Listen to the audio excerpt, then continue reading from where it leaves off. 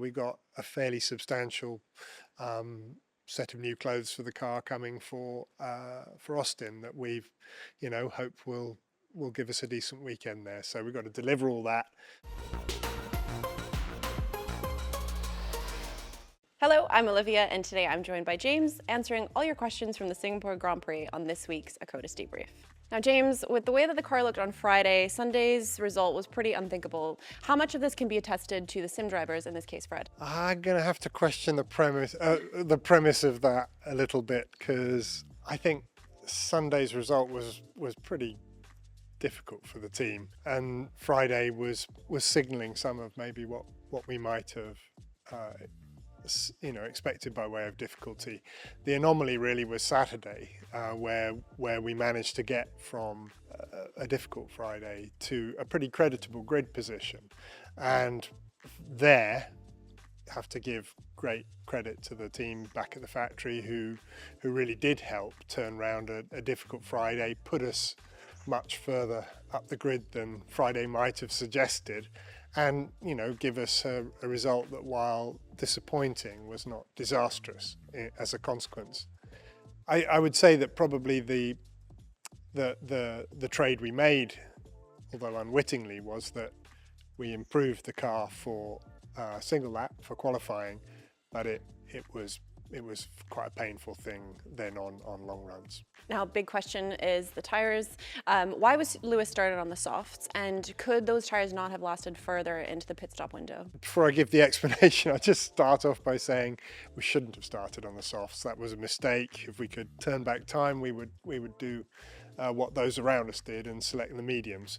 The reasoning was that the soft tyre very often allows you to get away from the start abruptly and allows you a good chance of jumping a place or two in the opening laps of the race. And we had no real expectation before the race that we were going to suffer the sort of difficulties that we then experienced on the soft rubber. So we imagined we would get the upside of the soft rubber, of getting a place or two. We didn't, because that just isn't the way the starts played out.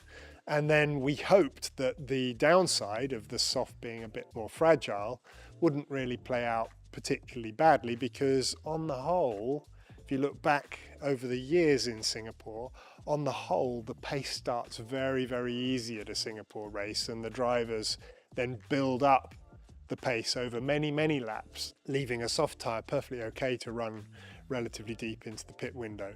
So we didn't get the places at the start. The pace started building up from around about lap 5, and that left Lewis with a car that was not particularly happy anyway, suffering from quite poor tyre degradation and needing to come in early as a consequence, and really ruined his race for him. Yeah, so just a clear mistake. But just off the back of that, since you did start him on the softs, there would have been a new medium available for him. Was that not considered an option, especially as it potentially would have been a benefit if there was a safety car? It was considered. It was certainly there as a great weapon. Had there been a safety car, an opportune moment in the race, that would have been one of the upsides of that strategy. But once embarked upon the soft hard strategy, we were considering changing to a two-stop for Lewis at various points during the race, but although that would have put him out on fresher rubber and he would have been swift on that fresher rubber, all our calculations suggested that he would not actually have gained back the pit stop loss.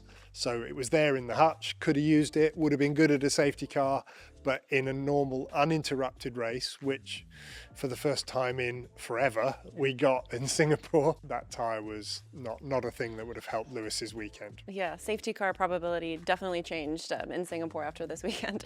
Now on to George. How was he able to keep Leclerc behind him, especially considering how fast the Ferrari was catching up? Well, first of all, I think great credit to George for preserving a bit of life in the tyre towards the end of the race.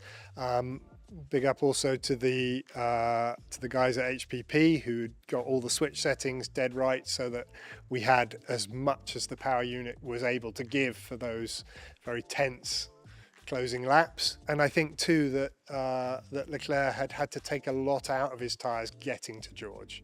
So we saw some very, very fast laps from Charles earlier, and that had allowed him to arrive up behind George with a few laps to have a go at him before the checkered flag.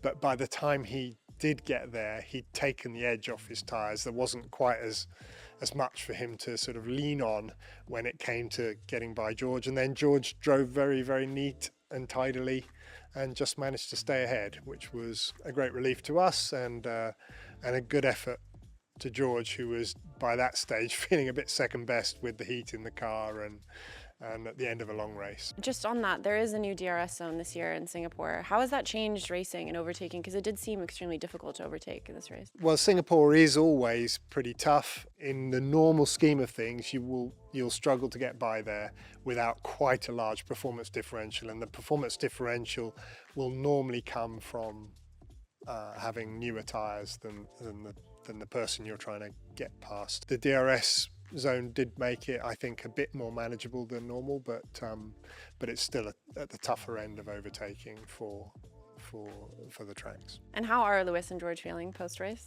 Well, I think like the rest of us, they're feeling fed up that the car was not particularly competitive in race trim. It was okay in quali, but not in race trim. We suffered again from a thing that has been problematic for us, which is on softer rubber at tracks where tyre temperature is at a premium, where it's very easy to overheat. We lose relative competitiveness, and Singapore is at the extreme end of that experience, and it was quite a difficult thing for them to manage. And to add insult to injury, 30 degrees air temperature, 70% relative humidity. It was very, very, very hot in the car, and at the end of the race, both of them feeling that. They feel a lot better now from the heat part of it, cold ice bath and a few drinks, and they bounce back relatively swiftly. But the more significant thing, which is caring about the pace of the car, that hurt lingers a little longer.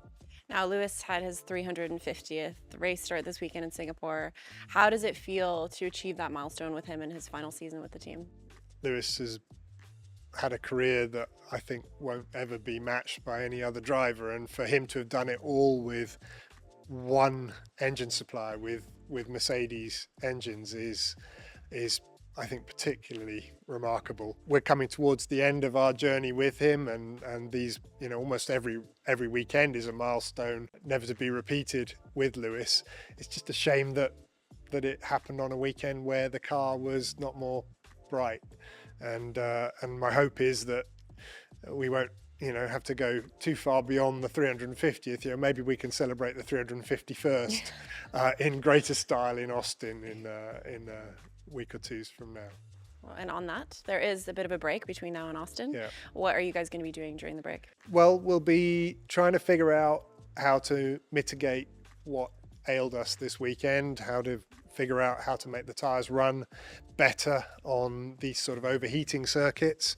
And we'll be also doing quite a lot of work to bring our last upgrade of the season together. We've got a fairly substantial set of new clothes for the car coming for Austin that we've hope will give us a decent weekend there. So we've got to deliver all that and get ourselves ready for these last few races of the year.